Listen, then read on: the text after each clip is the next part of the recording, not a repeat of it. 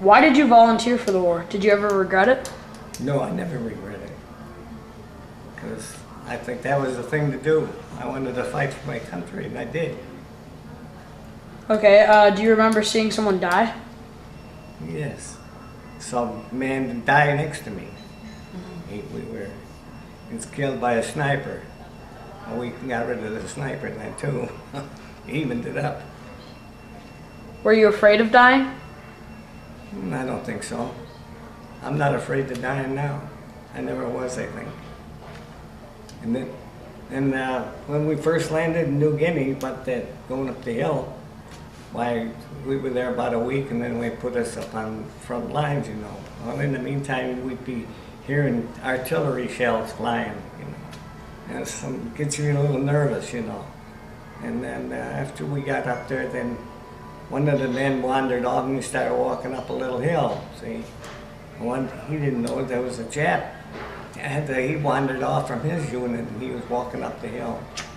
When they both got to the top of the hill, they were just stopped. They were paralyzed for a moment or two. And one of the guys in the company says, "What happened?" He says, "Well, I'm here." It meant he killed the Jap, see. And there was other things. Like one time I was riding in a Jeep, and there was an artillery shell that blew up maybe 50 feet from us to the side. So we thought, it's a short shell from our artillery. Well, it wasn't. It was the Japs, and they saw us, and they were following us down the road. And thank God they missed us, you know. But they'd walk it, you know. We did one here and then one here, and they were doing a pretty good job, but they missed us. I know that. You know, well, that's about it. How did you feel during the war? Nervous. Nervous, I think, up to a point. Did you speak any other language, being a communications person? No, we just talk in English. On the radio. Did you have to learn? They were the guy with the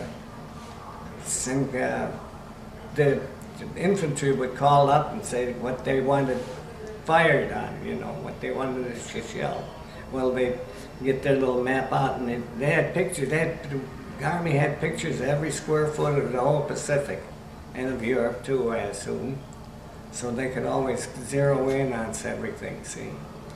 And then he'd relay it. I'd relay it to the gun positions, and they'd 81 millimeter mortars. There'd be about 4 of them that we had in the company. And they'd fire it, and usually they'd miss the first or second round, but after that they hit the target on the head. Did you use any other forms of communications, like Morse code or code names? No, I didn't. That was higher ups mostly. And the Morse code the Army used Morse code, but it was 29 Indians that used the Morse code, but it was in the Indian language. I don't know how they worked that out. See, these guys, they finally got recognized by, I think President Bush recognized them, what's left of them. It's alive, you know, they're all old too. So that was a good trick, see, getting the Indians. I don't know what tribe, but there were 29 of them. And they scattered all over the world, but all messages were coded, you know, in Indian language. Smart. Yeah, I think so. How's that sound so far? It's good. Did you ever have to do KP? Did Yeah. you ever have to like go to clean the latrines or get disciplined or something like When you were in that? basic training, you did that, you know. And then during the war, when we were up in the mountains fighting, we had Filipino women carrying our food and ammunition. Because the men were in the hills fighting with Japs, see. There was any boy over 14 carried a rifle. Filipino. So they were in the mountains fighting, see, and all it was women. So they carried the food and ammunition up to a certain point, you know.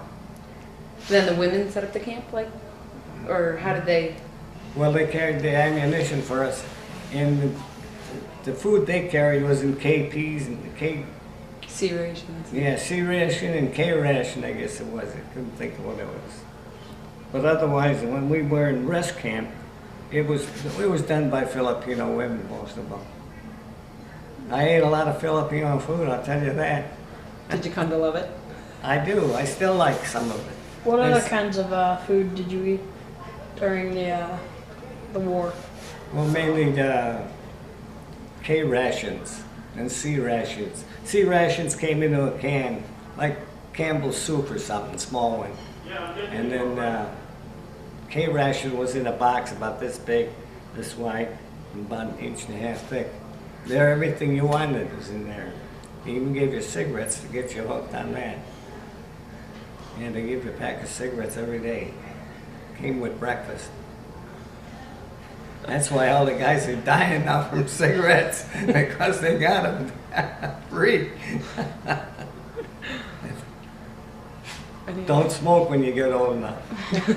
Is there any other any other stories you want to tell, or? No, I don't think so. Okay, well, thanks for I hope that's letting enough. us. Oh, I Thanks think for you letting did a us come great here. job.